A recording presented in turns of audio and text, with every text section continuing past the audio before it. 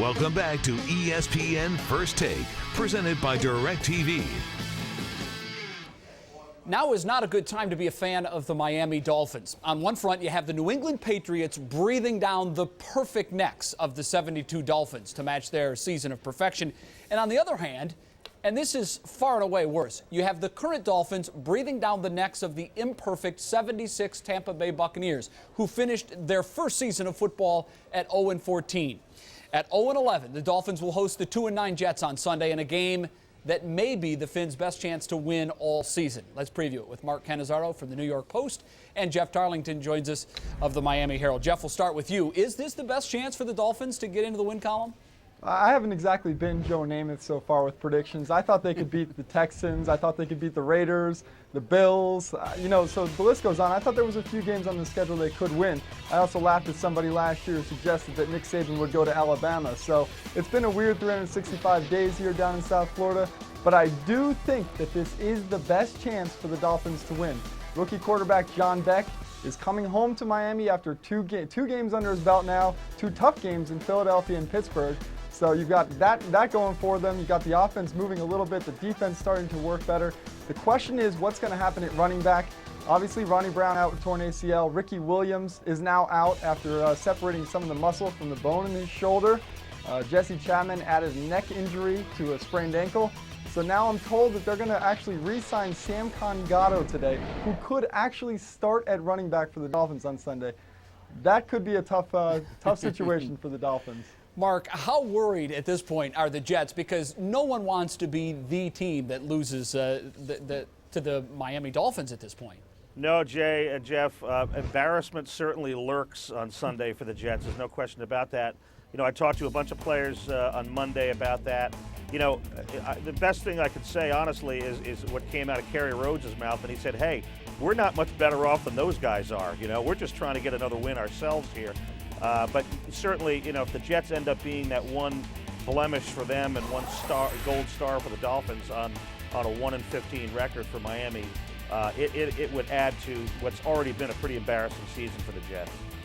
Well, Jeff, there's not much of a bright side here if you're the Dolphins, but one silver lining is the fact that many of these games have been close. They have 6 losses this year by 3 points or less. Well, what is the feeling in that locker room heading into Sunday's game with New York? You know what, after those kind of games, it's almost this numb feeling. I'm not saying that this team ever grows numb to defeat, but these guys haven't won a game since December 10th of last year, so they really have no sense of what it feels like to win anymore.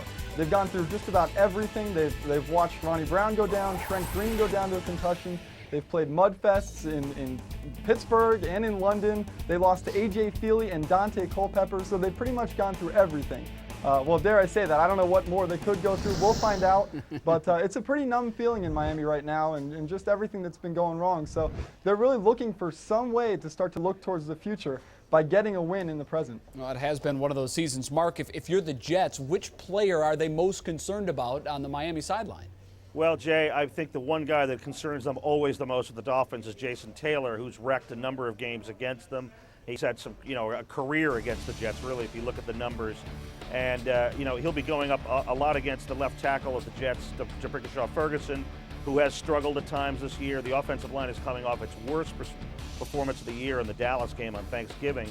The other thing the Jets can't do is stop the run. And I got to be honest with you, I cover football, Jay, but I've never heard of the guy that Jeff just brought up who they signed in terms of the running back.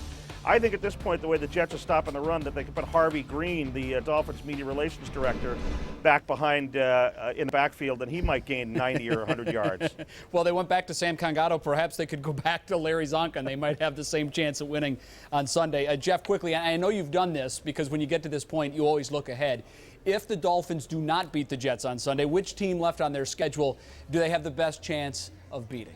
Well, the combined records of the teams outside of the Patriots in the next 5 games, is 15-29. So there's actually some beatable opponents there.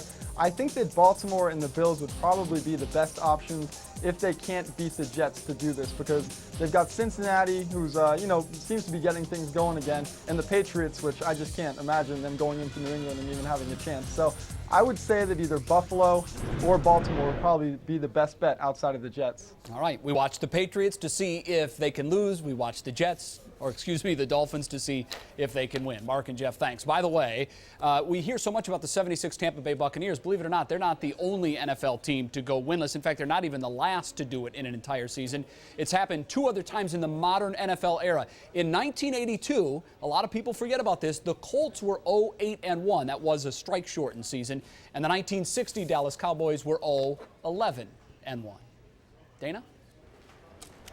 Jay, here's a look at what's coming up. Still on ESPN First Take. Kevin Durant got his first look at Kobe Bryant last night. Suffice it to say, Kobe just as impressive in person as on TV. We're going to catch up on the NBA in just a little bit.